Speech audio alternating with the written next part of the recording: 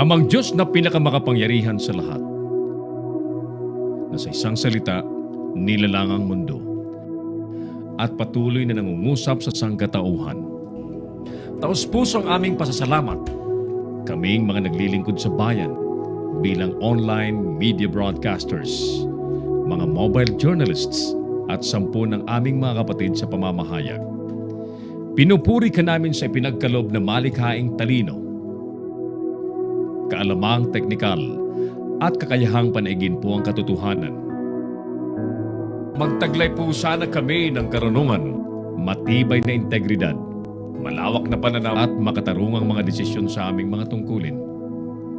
Naway magsilbi po kaming tinig ng mga mahihina at hamon sa mga makapangyarihan, tagapaghatid ng kaalaman at kaliwanagan sa mga nagugulumihanan. Tulungan niyo po kami na magampanan ang aming mga propesyon sa pinakamataas na antas, lalo't higit sa panahon ng kasalatan, kakulangan ng oras at matinding kompetisyon. Patatagin niyo po kami laban sa mga tukso na sumang-ayon sa kung ano ang nakararami, maghaka-haka, makisama sa mali at ang magmadali. Tulungan niyo po kami, ang mga manonood, mga mambabasa at mga taga-suporta na magampanan ng aming mga papel ng may talino at pangunawa ng ang katotohanan at kagandahan po ang manaig sa online media. Iniaalay po namin ang panalangin ito sa ngalan ni Jesus na tagapaghatid ng magandang balita, naghayag ng kanyang katotohanan at nag-alay ng kanyang sarili sa sanlibutan. Amen.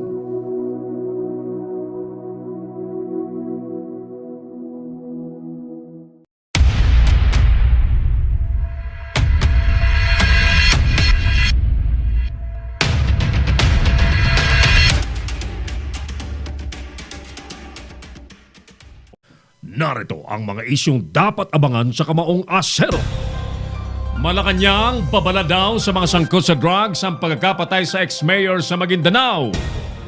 Mga natanggal sa army ang mga pumatay daw kay Batucabe. DOJ wala pang ilbo sa immigration laban kay Mayor Baldo. Mga politikong EEPAL sa Traslasyon 2019 binalaan ng COMELEC. DOE nagpaliwanag naman sa pagkabig ng big-time rollback sa langis. Energy Department tiniyak ang patas daw na pagpapatupad ng second fuel excise tax. Sundalong nakipag-inuman, binaril patay. Kapitan at tanod, sugatan sa Camarines Sur. Samantala, pinsalang iniwan ni Usman umabot na sa 4 na bilyong piso ayon sa NDRRMC. Sandigan Bayan ibinasura naman ang hirit na mosyon ng dating konsyal sa Cebu sa kasong korupsyon. 5.4 magnitude na lindol niyanig ang Zamboanga del Norte. At sago pa ang Pacquiao versus Bronner, pangalawa na daw sa huling laban ayon kay Chavit.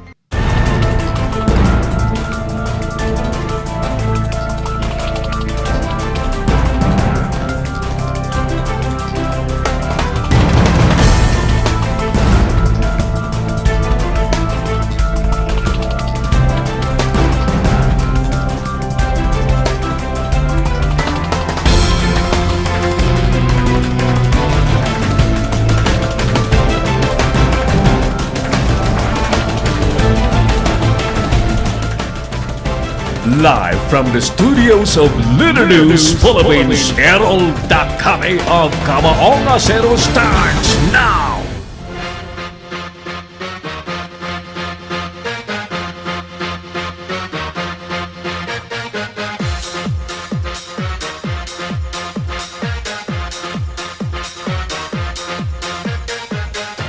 Mga kaibigan, tinaguri ang agricultural country ang Pilipinas, pero bakit problemado po sa supply ng pagkain ng bansa? Repeat, tinagurian o tinatawag pong agricultural country ang Pilipinas, pero bakit problemado po sa supply ng pagkain ang bansa? Lagi na lamang po tayong nakaasa sa importation. Importation dito, importation doon. bigas na manggagaling doon, karning manggagaling dito. Ayan, so yan po ang ating pag-usapan po sa hapong ito ng Monday sa programang Kamaong Asero na napapanood po ng Sabayan sa Leader News Philippines at sa Pinoy Extreme Channel. Ako na po ito, tama po kayo, si Harold Nakame. Welcome po sa pandaigdigang palatuntunang Kamaong Asero. Nasa ngayon po ay pinalilipad ng dalawang kasama po natin sa studio. Lawrence Sandaya at ang kanyang OJT ay si Earl Nico. Welcome po sa mga OFW yung nanonood sa ating palatuntunan. Thank you. Sa mga nasa Metro Manila, mga nasa iba't ibang kanayunan at mga key cities, everybody is welcome sa ating pagtatanghal. Siyempre yung ating dalawang mga directors, ang ating operations head, Engineer Oliver Licop, naka-remote. Ganon din ang ating creative director, Mark Anthony Reynoso, naka-remote din. Sa labas po ng ating himpilan, kasama po nating maglilingkod sa hapon po ito, ang mga masisipag na mga Leader News Patrol. Ulitin na natin ang ating survey question, mga suki, ang ating tinatanong sa bayan. Sa palagay po ninyo, sa kabila ng tinaguriang agricultural country ang Pilipinas, bakit ba problemado sa supply ng pagkain ng bansa? This afternoon mga kaibigan, pag-uusapan natin ang pinangangambahang pagpasok po sa bansa ng African Swine Fever na nasa karning baboy daw. In fact, I have seen video sa China na napakarami pong mga baboy ang nakahilera po sa mga kalsada na dumudugo ang bibig at puros na nakahandusay na mga patay na. Alam naman natin na ang Pilipinas po ay tuloy-tuloy ang importation ng mga karneng, sabihin nyo na, manok, baboy at kung ano-ano pang pagkain galing po sa China. Paano na lang po kung makapasok sa bansa ang nakamamatay pong African Swine Fever? Pag-usapan po natin yan. At sa buod po ng ating diskusyon, siyempre, ang overall po nating topic, siyempre, ay ang issue na kailan ba tayo magkakaroon ng tinatawag nating food security. Sapagkat tila tayo po ay very, very vulnerable sa naman pong mga buljak ng isyong pangkalusugan, issue ng mga sakit-sakit ng mga pagkain o mga contaminated na supply po ng pagkain galing po sa ibang bansa. At lagi na naman po tayong parang nagugulong langgaman kapag may ganyang issue po sa pinanggagalingan po ng pagkaing binibili po natin. Samantalang, ang pagbababoy po sa Pilipinas napakadaling gawin. Di po ba? Ang pagtatanim ng palay sa Pilipinas napakadaling gawin.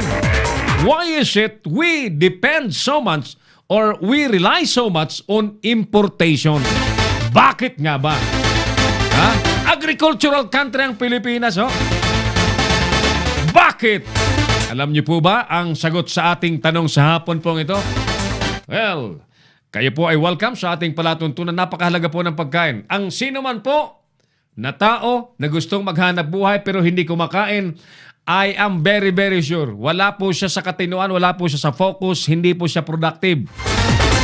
Hindi po ba? Kahit gaano po siya kagaling, kahit gaano siya ka-expert sa anuman pong linya na kanyang pinili, mapa-professional man or skilled works, kapag wala pong laman ng sikmura, wala pong kinain,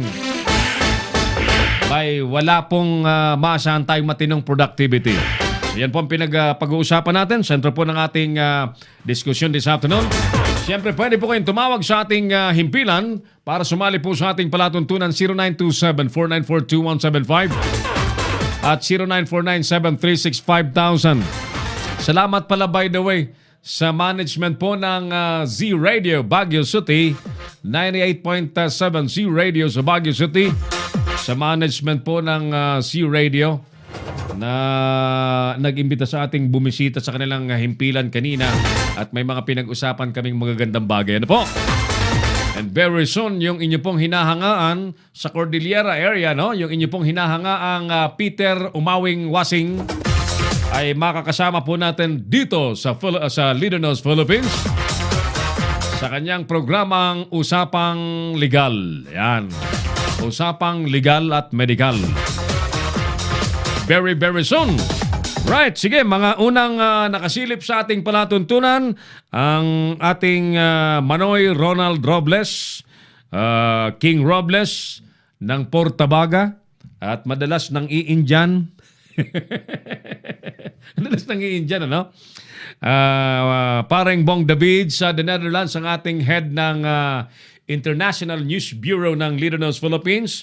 At mga kapatid po natin sa pamamahayag, nakasili po sa atin sila Koy dyan sa DCRJ Manila, nakasili po sa ating palatuntunan. Thank you, Koy. May report mamaya si Koy. Antabayaran po ninyo. Pero unahin po muna natin ang live report ni Nolan Ariola. Eco Waste Coalition nanawagan, kasama po si Father Robert Reyes. Nanawagan po sa mga mananampalataya. Malapit na po ang translasyon. Kailan ba yung translasyon? Nanawagan po sa mga deboto, mga mananampalataya na panaigin ang debosyon at huwag mag-iwan ng polusyon. Ayan yung panawagan. Alamin natin sa bit-bit na report ni partner Nolan Ariola sa ating palatuntunan. Yes, Nolan. Partner, Nolan, magandang hapon po. Welcome sa Kamaong Asero. Magandang hapon, kasama ng Aaron. Pananampalataya, hindi makalat, devotion, hindi solusyon. Ito ang marinihayag sa pasisipon ng iba't grupo kasama si Father Robert Reyes sa harap ng simbahan ng Quiapo upang makiusap sa milyon-milyong deboto ng Team ng Nazareno na huwag mag-iwan ng anumang pastura sa luneta at sa daraalang ruta na posisyon sa Enero 9. Panawagan na ito coalition sa mga deboto, mga mahal pong sis na tereno na iwasan at bawasan ang paglita at pagkakalat ng basura sa taunang paglimita sa frustration tungo sa isang division na magalang at mapagdinga sa kapwa at sa inang kalikasan. Hindi kaya ito ang publiko na una sundin ang patakaran ng no littering, no smoking ng vital parts. Dalawa, iwasan ang paninigarilyo at pagtapon ng ito. Pangatlo, ilagay sa tamang lalagyan ang mga panapon at huwag iwanan sa gutter, bangketa o mga planta box. Pang-apat, ibalik sa mga vendor ang nagamit na lalagyan ng inumin at pagkain, stick at mga silang pagkain. At ang panglima, huwag bumura at umihi sa mga pangpublikong lugar. Nanawagan din ang ito sa tulog sa mga may magandang loob na kung mamimigay ng tubig o pagkain sa mga deboto ay ilagay ito sa mga reusable na lalagyan at hindi sa single-use plastic o styrofoam na daragdag sa basura. Mula rito sa lungsod ng Maynila. Nolan Ariola. Yes, Nolan. Lan. Kailan ba sa mga nanonood sa atin, kailan nga ba yung translasyon? Yung prosesyon ng itim na Nazareno? Sa Enero 9, magsisimula ng Banalonita sa alas 3 ng madaling araw.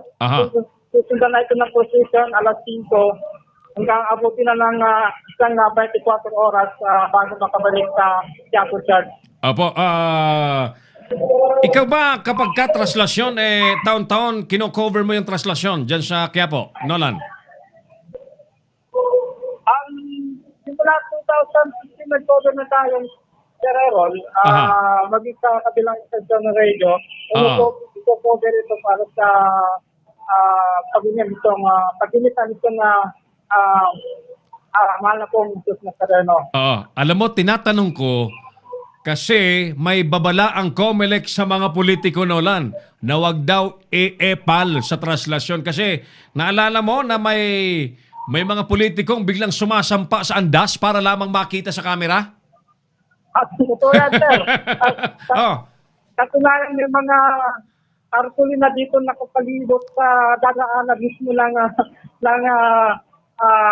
posisyon. oo. At asahan natin yung mga politiko na may lagay sa kanilang likod na pangalan nila mismo at mga supporters lalo natin. Oo. Kasi yung mga major networks, lahat ng media, i-cover yan, nakabantay dyan. So may mga camera. Therefore, pagkakataon para magkaroon ng libreng mileage yung mga politiko, binalaan sila ng COMELEC.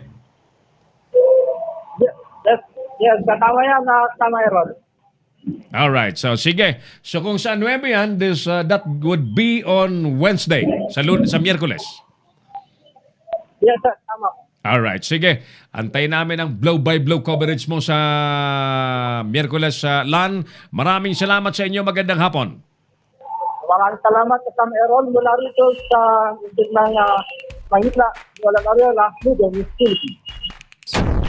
Si Errol Dacame, ang Kamaong Asero. Thank you so much, Nolan Ariola. Alam niyo po yung itim na Nazareno at yung sinasabi pong traslasyon ay yan po'y aktibidades ng mga Katoliko.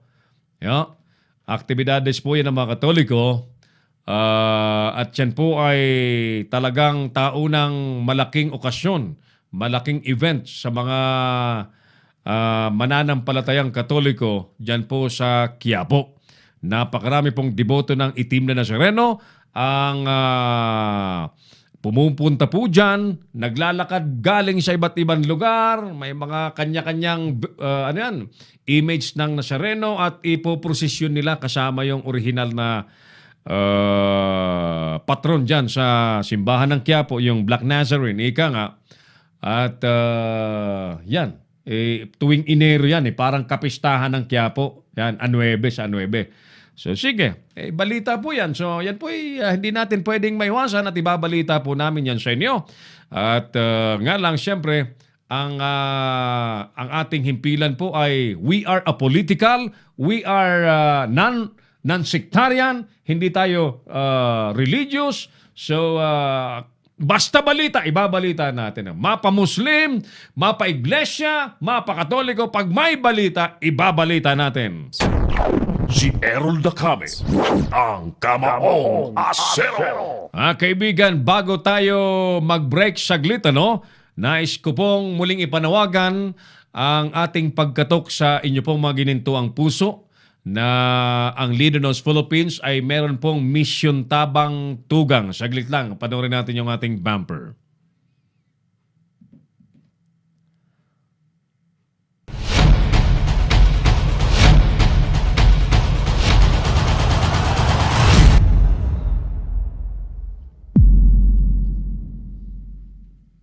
Matindi po ang naging damage ng Bagyong Usman sa mga tinamaan at sinalanta ng naturang bagyo. At ang Leader Philippines po ay naglunsad ng fundraising campaign. Ilagay mo nga, Kuya Clarence, yung poster na ginawa mo. Nandiyan na ba? Nandiyan. Mamaya, sige, mamaya kung may habol mo. Naglunsad tayo ng fundraising campaign para makalikom at makaipon po ng pondo na iaabot po natin. Pinagtulong-tulungan po natin, may abot po sa mga nasalanta ng Bagyong Usman na nagresulta po sa floods at landslides dyan po sa Tiwelbay. Our target area is Sugod Tiwelbay, one of the hardly hit area sa Bicol region na ang patay po ay, kung hindi ako nagkakamali, ay baka umabot po sa 20. Baka umabot po sa 20. At yan po ay isang dagok sa buhay po siyempre ng mga pamilyang unexpectedly ay natabunan po ng mga bato at lupa sa pamamagitan po ng nangyaring landslide at flash flood sa naturang lugar. Of course, marami pang lugar sa Bicol region ang similar situation. But of course, hindi po natin na lahat sabay-sabay na maabot yan, mapupuntahan. So unahin po muna natin ang Sugod Tiwelbay at ang target po natin pagpunta roon ay sa January 19, 2019.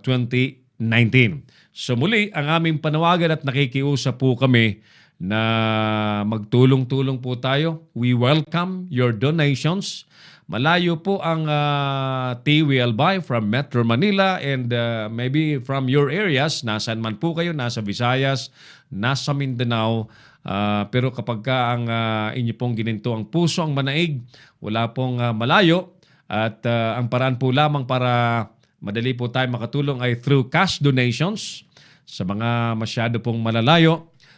Pwede nyo pong i-deposito ang inyo pong mga cash donations sa ating BDO Savings Account na nakapangalan po sa inyong lingkod, Errol Dacame, na may account number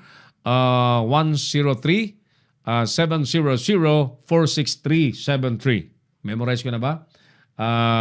Account number, BDO Savings Account name, Errol Dacame, and with account number 103-700-46373. Maraming salamat po sa inyo po mga tulong na idadan po sa ating Mission Tabang Tugang. Balikan ko po kayo pagkalipas ng ilang importanteng paalala. Magbabalik si Errol Dacame sa Kamaong Asero.